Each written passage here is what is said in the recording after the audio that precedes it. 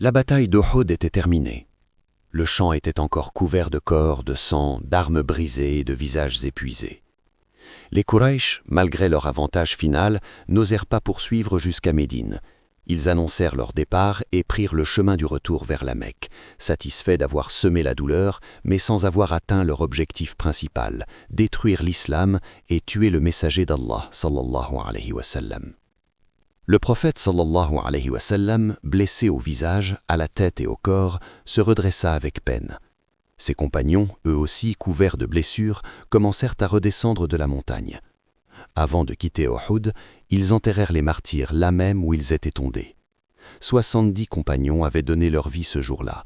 Parmi eux se trouvait Hamza ibn Abd al-Muttalib, l'oncle bien-aimé du prophète sallallahu alayhi wa sallam, dont le corps avait été atrocement mutilé. Quand le prophète sallallahu alayhi wa sallam le vit, il pleura comme on ne l'avait jamais vu pleurer auparavant. Il pria sur les martyrs, les enveloppa dans leurs linceuls improvisés et dit qu'ils seraient ressuscités le jour du jugement avec leurs blessures encore saignantes, leur couleur étant celle du sang, mais leur odeur celle du musc. Puis commença le retour vers Médine, un retour lourd, silencieux, douloureux. Les cœurs étaient brisés, les âmes chargées de questions, et beaucoup de compagnons marchaient en se demandant comment une victoire presque acquise avait-elle pu se transformer en une telle épreuve. À l'entrée de Médine, une scène poignante les attendait. Les femmes et les enfants sortirent pour accueillir l'armée, mais au lieu des cris de joie, ce furent des pleurs et des lamentations qui remplirent les rues. Chaque famille cherchait un visage, un frère, un père, un fils, et beaucoup ne les trouvèrent jamais. Le prophète sallallahu alayhi wa sallam, en entendant les pleurs dans les maisons de Médine, remarqua que personne ne pleurait Hamza. Quand les Ansar l'apprirent, ils envoyèrent leurs femmes pleurer d'abord Hamza avant leur propre mort, par amour pour le messager d'Allah sallallahu alayhi wa sallam. La douleur était immense, mais Allah ne laissa pas cette communauté dans la confusion ou le désespoir. Très vite, des versets puissants furent révélés dans la sourate Al-Imran pour expliquer, corriger, éduquer et apaiser. Allah dit « Wala tahinu wala tahzanu wa antumul a'laun in kuntum mu'minin » Ne faiblissez pas et ne vous attristez pas. Vous aurez le dessus si vous êtes vraiment croyant. Al-Imran 3, 139. Allah rappela aussi que cette épreuve n'était pas un abandon, mais une éducation.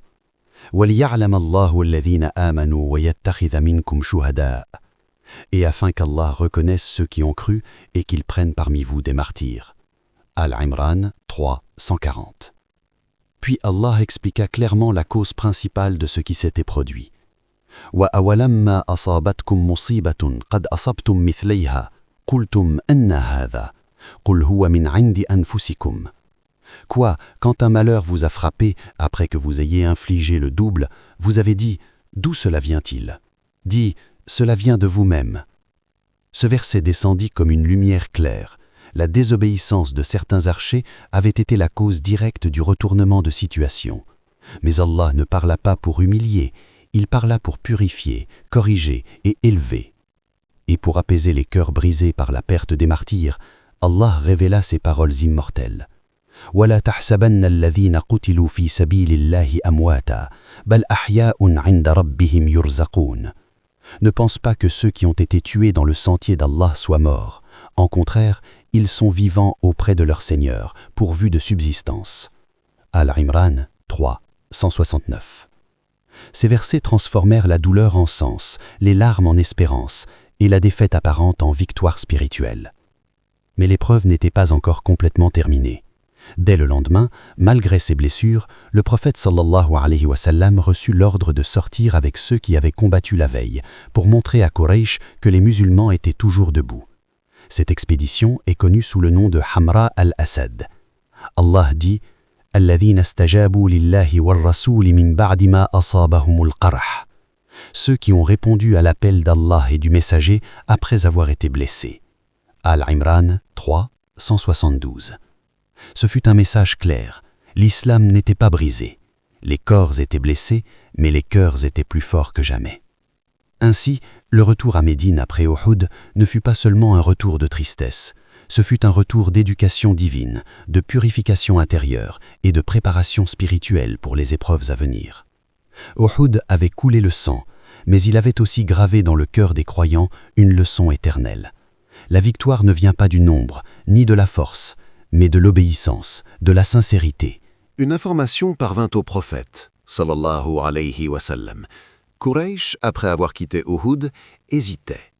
Certains de leurs chefs regrettaient de ne pas avoir achevé les musulmans et envisageaient sérieusement de faire demi-tour pour marcher sur Médine et porter un coup final. Le danger était réel. Médine était fatigué, blessé, endeuillé. Une nouvelle attaque aurait pu être catastrophique. C'est alors qu'Allah révéla un ordre clair. Il fallait montrer à Quraysh que les musulmans n'étaient ni brisés ni paralysés par la douleur.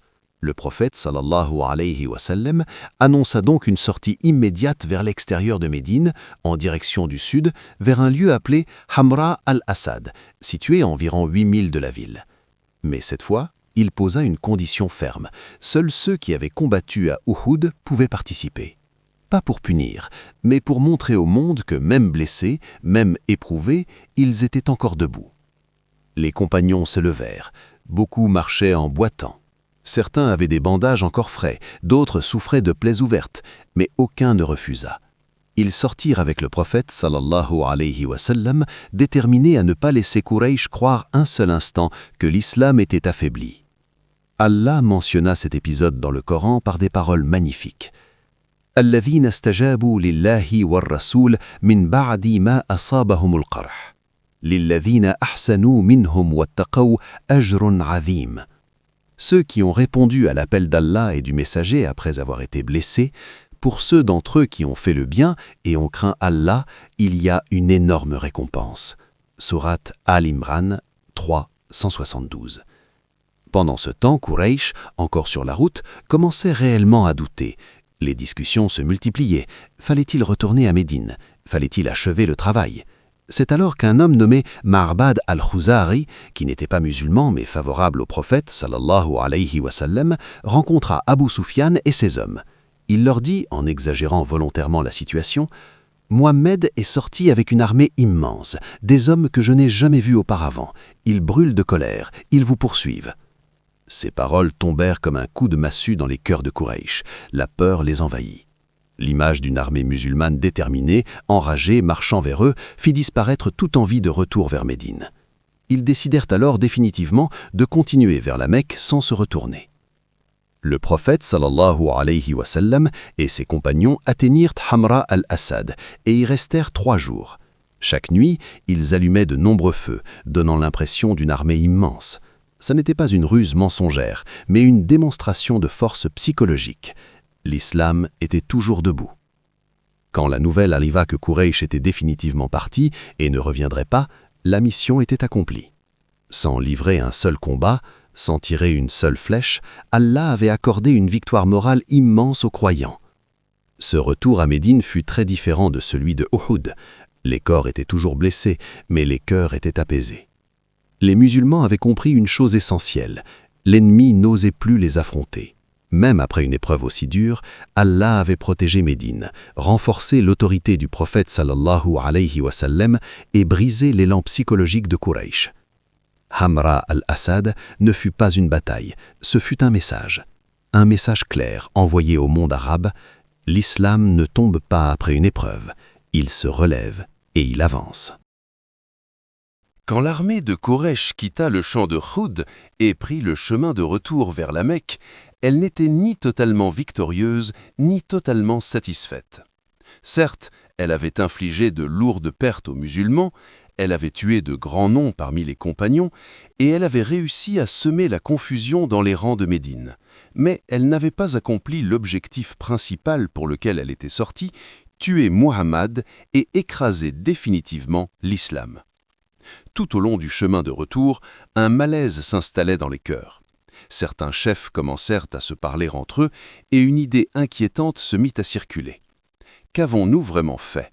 Nous avons laissé Muhammad vivant, nous avons laissé ses compagnons se regrouper et nous sommes repartis alors que nous pouvions entrer à Médine et en finir. L'un des premiers à exprimer ce regret fut Abu Sufyan. Plus il s'éloignait de Uhud, plus la sensation d'une occasion manquée devenait lourde. Arrivé dans la région d'Al-Rawha, une discussion sérieuse éclata entre les chefs de Quraysh. Certains dirent clairement « Vous n'avez rien fait. Vous avez seulement irrité Muhammad et ses compagnons. Vous avez tué leurs notables, mais vous ne les avez pas détruits. Vous avez laissé leur chef en vie, et cela signifie que la guerre n'est pas finie. » L'idée d'un retour immédiat à Médine commença même à circuler. Pendant un moment, Quraysh hésita réellement. Fallait-il faire demi-tour et tenter un coup final? Mais Allah avait déjà décidé autrement. La crainte se glissa dans leur cœur. Ils se dirent que les musulmans, même blessés, pouvaient se regrouper et qu'une nouvelle bataille pouvait leur coûter très cher. Cette hésitation, cette peur intérieure, fut une miséricorde d'Allah pour les croyants. Pendant ce temps, le prophète sallallahu alayhi wa sallam, malgré ses blessures, était déjà sorti avec ses compagnons lors de l'expédition de Hamra al-Hassad, pour montrer que les musulmans étaient toujours debout et prêts à combattre. Quand les éclaireurs de Quraysh apprirent cela, la peur se transforma en certitude. Muhammad nous poursuit, ses hommes ne sont pas brisés. Et ils décidèrent définitivement de continuer vers la Mecque sans se retourner. À la Mecque, l'accueil ne fut pas celui d'un triomphe clair. Certes, les femmes et les familles pleuraient leurs morts avec prière, mais certains se vantaient d'avoir vengé Badr. Mais très vite, un autre discours s'imposa. Nous avons gagné une bataille, mais nous avons perdu la guerre. Muhammad est toujours vivant, son message est toujours debout. Hind bint Utba, qui avait assouvi sa vengeance sur le corps de Hamza, exprimait une joie sauvage, mais même cette vengeance personnelle ne suffisait pas à masquer une vérité simple. L'islam n'était pas détruit. Les musulmans étaient toujours là. Médine était toujours hors de portée. Dans les assemblées de Quraysh, la discussion changea progressivement de ton. On ne parlait plus seulement de ce qui avait été accompli, mais de ce qui restait à faire. Uhud n'était plus vu comme une étape, mais une continuité. L'idée d'une confrontation finale, massive, décisive, commença à mûrir dans les esprits. C'est dans cette atmosphère que naîtront plus tard les projets de la grande coalition qui mènera à la bataille du fossé, Al-Khandak. Le Coran fera allusion à cette peur discrète mais réelle qu'Allah jeta dans leur cœur. Nous allons jeter l'effroi dans les cœurs de ceux qui ont mécru parce qu'ils ont associé à Allah ce pourquoi il n'a fait descendre aucune preuve. Sourate Al-Imran 3, 151. Ainsi, même dans ce qui ressemblait extérieurement à une revanche, Quraysh rentra en réalité avec une blessure invisible, la certitude qu'ils n'avaient pas réussi à éteindre la lumière de l'islam. Ils avaient frappé fort, mais pas juste. Ils avaient blessé, mais pas détruit. Et au fond d'eux, ils savaient que le conflit n'était pas terminé. Uhud n'avait pas mis fin à la guerre, il l'avait rendue plus longue, plus dure et plus inévitable.